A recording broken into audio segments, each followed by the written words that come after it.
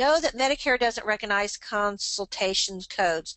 The A1 modifier is used. My question is it wrong for two physicians, one PCP and the other a specialist, to use the same code on the first day, initial visit? I was told that it's right for learning in school, but in the real world it's wrong. One claim would be denied. Okay, we had this question come up here recently and we did a slide on it, and I went ahead and asked my experts that I told you about. Off the top of my head, I can't remember what they told us, but it is in the replay club, so you can go back there and look at it. No, I think they do not pay. They don't pay twice. Medicare. However, you would have to have exemplary documentation, and you would have to.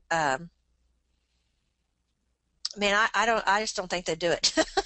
If I remember right, I was thinking that she told us that they wouldn't. But if you wanted to try and see, then you would definitely have to have good documentation as to why, and separate documentation for each. Is what I would do. But it is on the replay club, and I think it's like 2 months back. I don't think it was last month. I think it was the month before that we talked about that. And so it may be on YouTube, because Boyd chops those up and puts little clips like that on YouTube. Do you know if the new G code Medicare is using for visit levels for clinics follow the same rules as the levels did? No, I do not. I have no idea, but I know who to ask.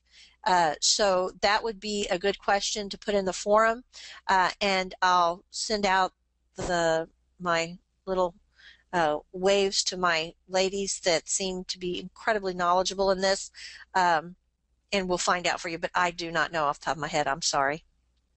Let's see. What is CCA? Never heard of that. It's not through the AAPC. It's HEMA's entry level coding. It's called a certified coding assistant. Yeah. And so it's their lowest level of accreditation, coding accreditation, and then the CCS is next, which I think is certified coding specialist. Double check on the A and make sure it's assistant, but I think it is. And it's on a HEMA